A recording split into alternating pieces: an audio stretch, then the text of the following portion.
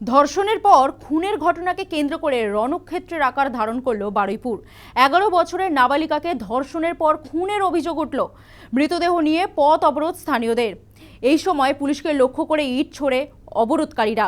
উত্তেজিত জনতার গণপিটুনিতে এক অভিযুক্তের মৃত্যু হয়েছে। ঘটনায় মৃতের পরিবারের পাশে থাকার আশ্বাস দিয়েছেন মুখ্যমন্ত্রী শুভেন্দু অধিকারী।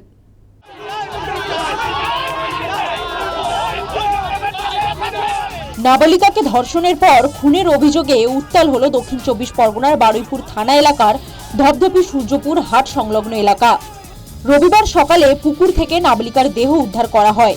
এরপর কুলপি রোডে মৃতদেহ রেখে বিক্ষোভ দেখান উত্তেজিত জনতা। সেই সময় ঘটনায় জড়িত সন্দেহে একজনকে গণপিটুনি দেন স্থানীয়রা। মারধরের জেরে মৃত্যু হয় তার। শনিবার বিকেল থেকে নিখোঁজ ছিল ওই নাবালিকা। এলাকার 4 যুবক ঘটনায় জড়িত বলে দাবি স্থানীয় বাসিন্দাদের। প্রমাণ লোপাটের জন্য ধর্ষণের পর খুন করা হয়েছে বলে অভিযোগ। যে অভিযুক্তদের অবিলম্ব ফাস্ট ট্র্যাক কোর্টে বিচার চায় এবং মাননীয় মুখ্যমন্ত্রী তিনি বিধানসভায় বলেছেন যে যারা এই ধরনের অপরাধ করবে তাদেরকে সকালে ধরবে, বিকালে খরচ করবে। আমরা কি তার নিদর্শন দেখতে পাচ্ছি? আমি মাননীয় মুখ্যমন্ত্রীর কাছে অনুরোধ করব যে অবিলম্বে ফাস্ট ট্র্যাক কোর্টে বিচার চাই, দাবি আমরা সকলে। অভিযুক্তদের ফাঁসি চাই। পুলিশ ঘটনাস্থলে এলে অগ্নিগর্ভ হয়ে ওঠে পরিস্থিতি।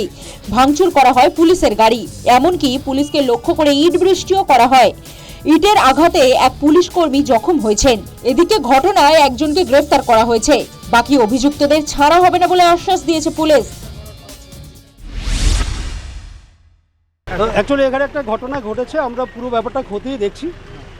যে ইনসিডেন্ট হয়েছে আমরা আশা করছি, কথা দিচ্ছি যে এটা যাতে সাজা হয় সেটার দিকে আমরা নিয়ে যাব এবং নেক্সট যা যা কাজ আছে আমরা আমাদের তরফ থেকে যতটা করার আমরা নিশ্চয়ই করব। কতজন ইনভেস্টিগেশন আমরা দেখে নিচ্ছি, পরে বলে নিচ্ছি। রেড চলছে, আমরা সবাইকেই ধরবো যারা যারা এই কেসে ইনভলভ আছে। আচ্ছা, পুলিশের কতজন ইনজুর্ড হয়েছে পুলিশ পার্সোনাল? ওটা আমি খোঁজ নিয়ে জানাচ্ছি।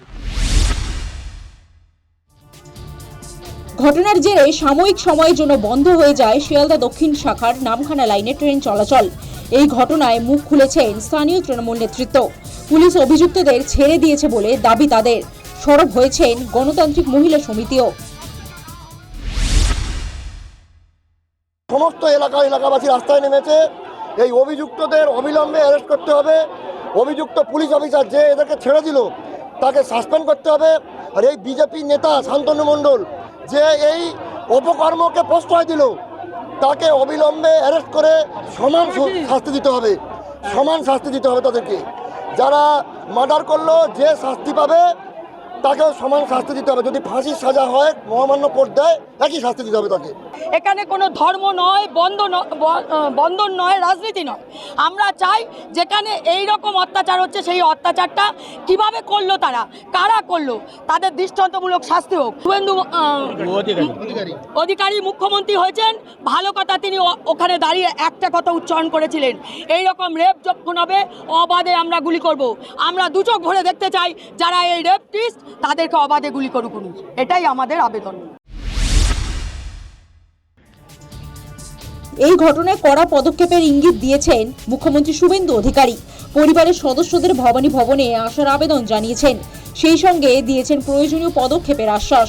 প্রশাসনিক প্রধানের আশ্বাসের পর অবরোধ তুলে নিয়েছেন আন্দোলনকারীরা। News time.